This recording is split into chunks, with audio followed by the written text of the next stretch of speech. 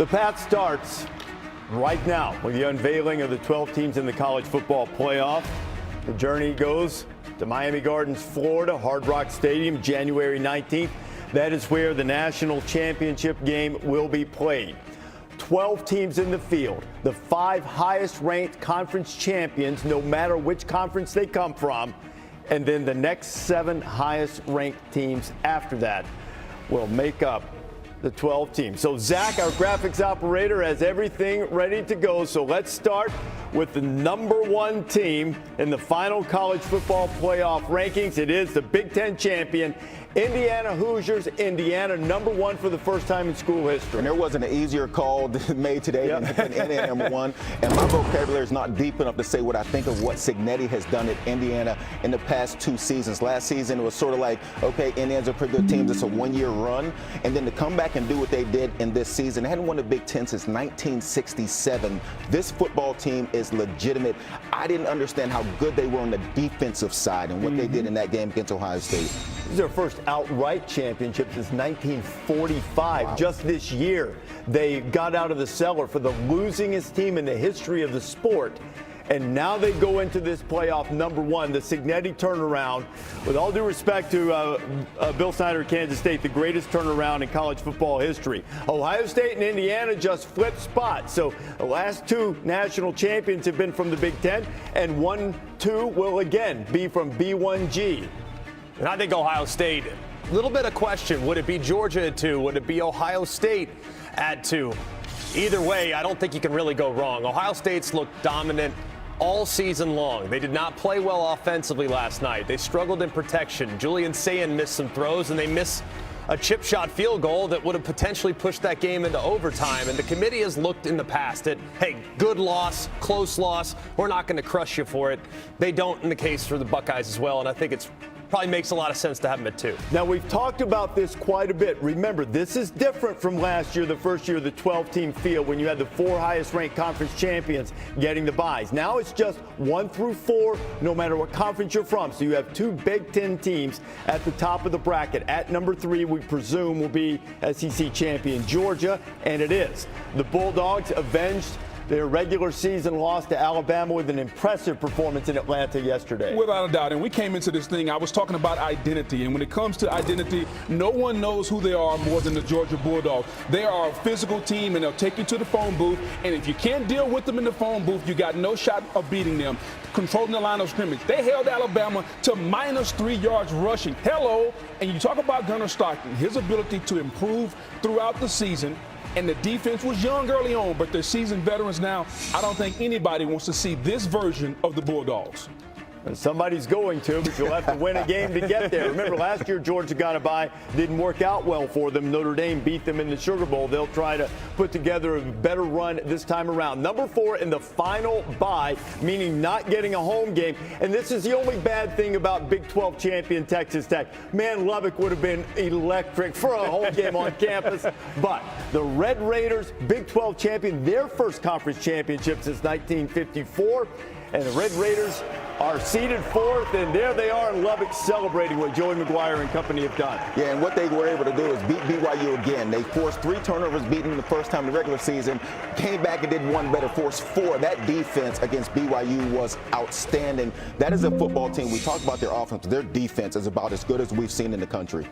So Texas Tech goes in, and you know what? I believe with that defense, they can make a run. I'm not going to be shocked to see them in the national championship. That front 4, how they get after the quarterback. No doubt. We have David Baylor, Mello Hyde in the middle, Lee Hunter, defense, and Jacob Rodriguez, best linebacker in the country, might be a Heisman Trophy finalist, if not winner. Now, team that has a home game, seeded number 5. The Oregon Ducks. So 3 of the top 5 teams in the country are from the Big Ten. Dan Lanning's team will open in Eugene.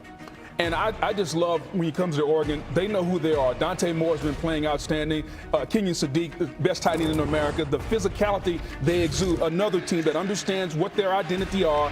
Haven't always played up to their par throughout the season, but they're starting to click on all cylinders, and it's going to be a tough ask. Whoever has to go to Eugene and deal with the Ducks at Outson. And I think this upcoming number is the first one where there could be some drama at 6, because you look at it. all assuming that 11 and 12 are going to be G5 teams that won their conference. 6 versus 7 is potentially significant when you take into account what your first-round matchup might be. So will it be Ole Miss like it was last week, or will it be A&M, who dropped big time after the loss to Texas? Greg, that is a tremendous setup because it plays a huge role in who your first-round opponent is, and it is Ole Miss. Pete Golding's team now seeded 6th. They'll play at home against the 11th seed once we get that, which will be one of the last 2 highest-ranked conference champions. And Oxford is going to be buzzing down there. Good for Pete Golding. He's now the permanent head coach. Lane Kiffin, the coach at LSU, allowed the OC, Charlie Weiss Jr., to come back and call the play. So now they have a staff together, and they're ready to make a run. Trinidad Chambliss, Kawan Lacey, this defense, they feel really good about what they have now in Oxford, Mississippi. So Ole Miss will have a home game, the biggest game in the history of Ole Miss football. The Grove will be buzzing. It will be. Yeah. They will win the party, and they'll try to win the game. Another home game, seeded 7th. Gig'em, Mike Elko's team, lost its regular season finale at Texas, kept them out of the SEC championship game.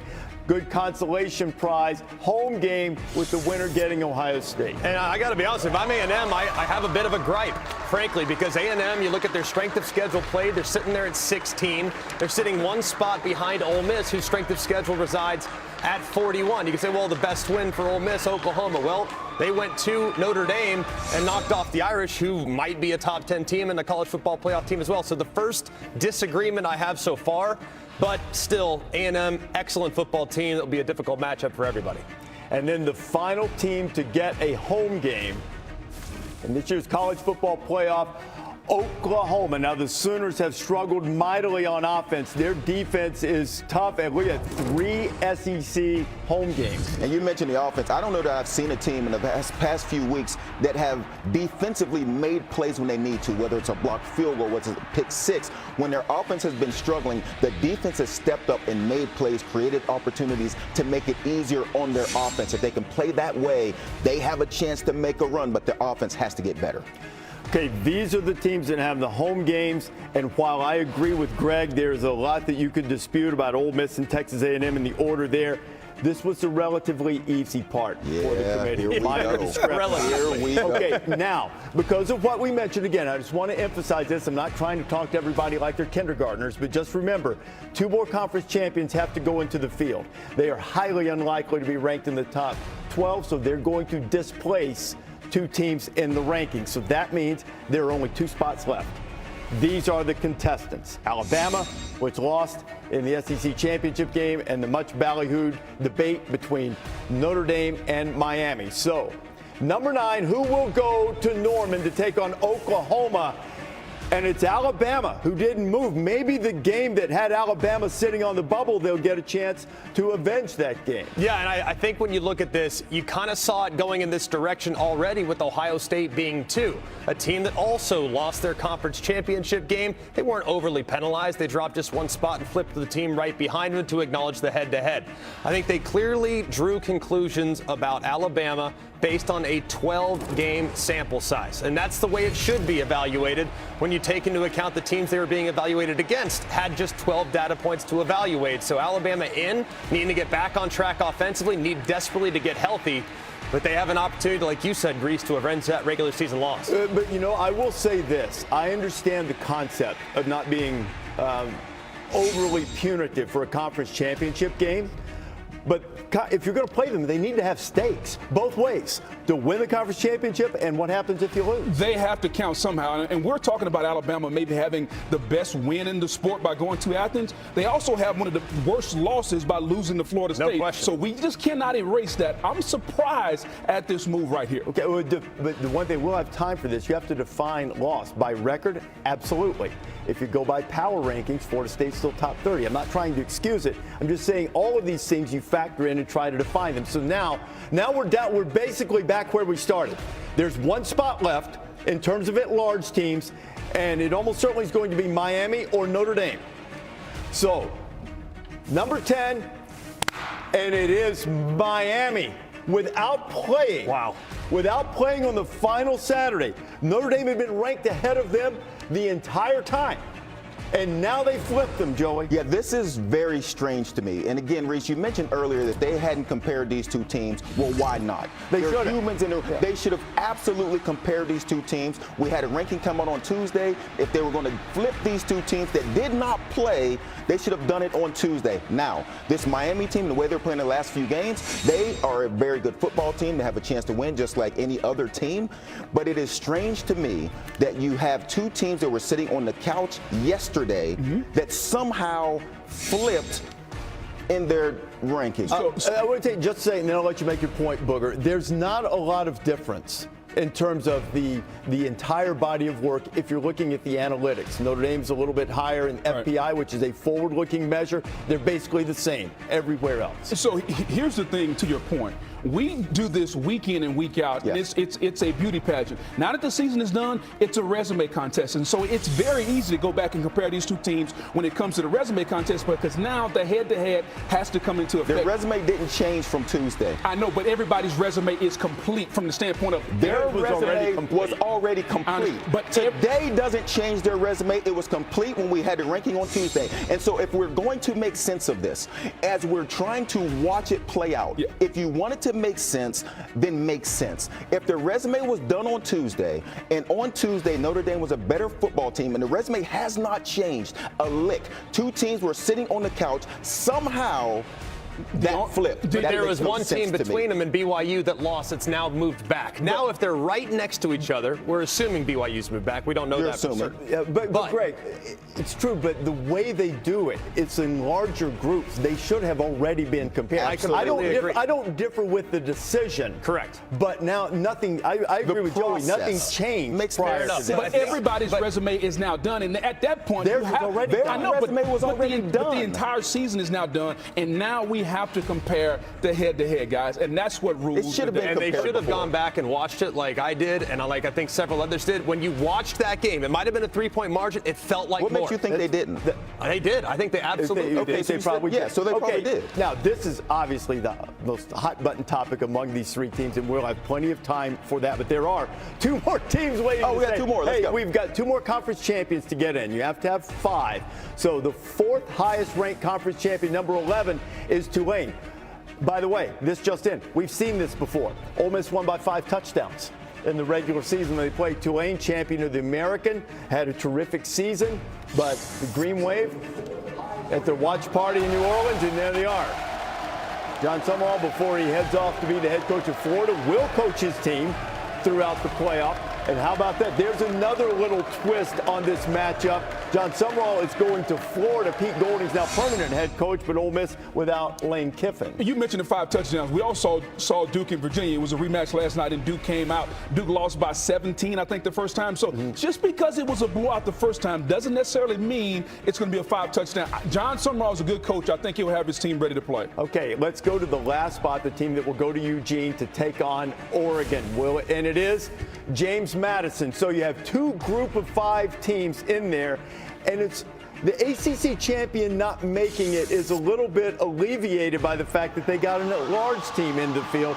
And the streamers are flying at JMU. Bob Chesney's on his way out, too, but he will continue to coach the Dukes. And good for them, too. If you watch that football team, they are a team.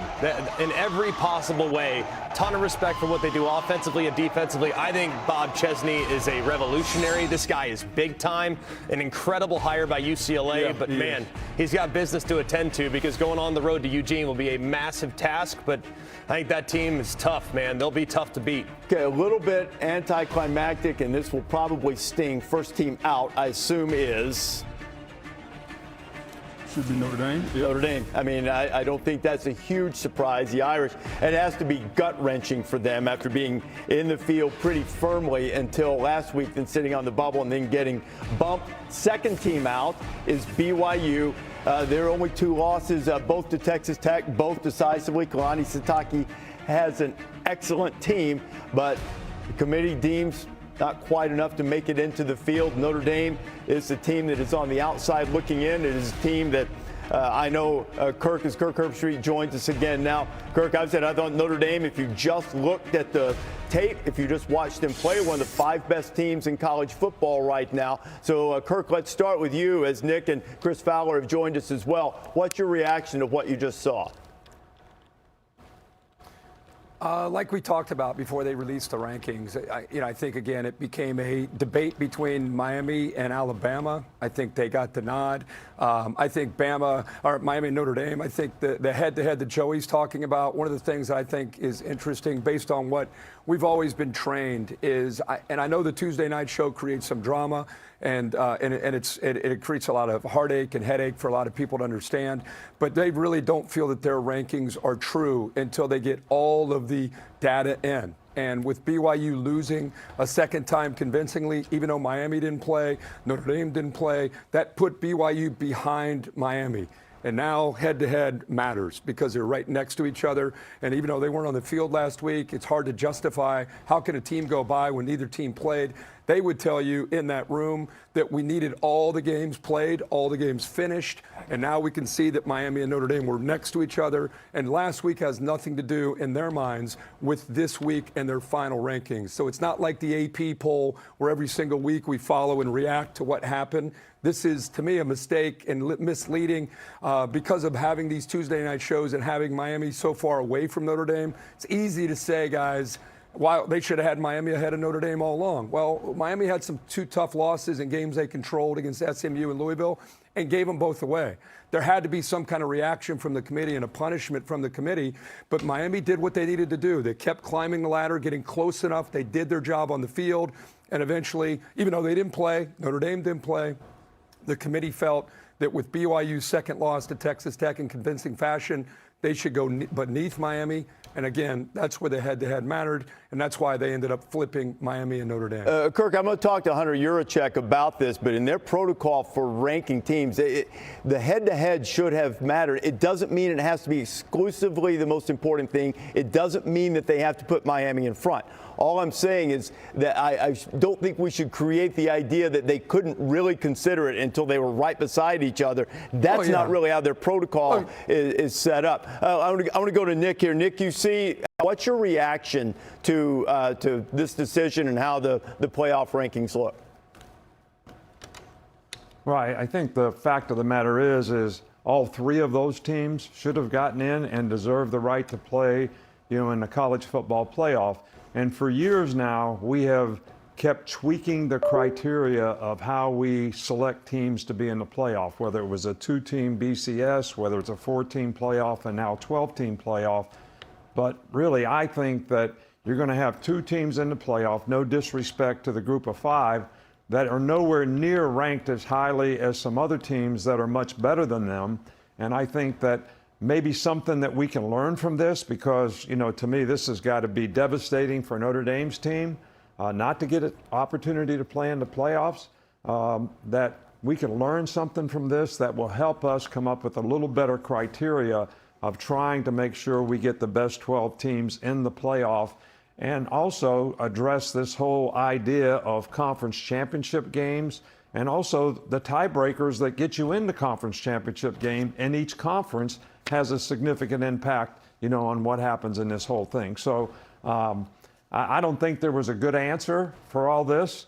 I'm happy for the teams that got in, and I think the committee did a really good job. I just think there was one team left out that I just don't think should have been left out some kind of way, but there was no way around it. To Nick's point, just to illustrate that, Miami lost out on a tiebreaker, 5-way tie for second place in the ACC. Had they played in the ACC championship game, since they were the highest ranked team, they would have either won their way in. It would have created another at-large spot instead of having 2 teams from the group of 5 if they had won, or they would have lost, and we wouldn't have had this controversy. Chris Fowler with us now. Chris, you've watched this for years. We've both covered this sport a long time. I think this is probably as controversial and difficult a decision as we've had in the entire playoff era.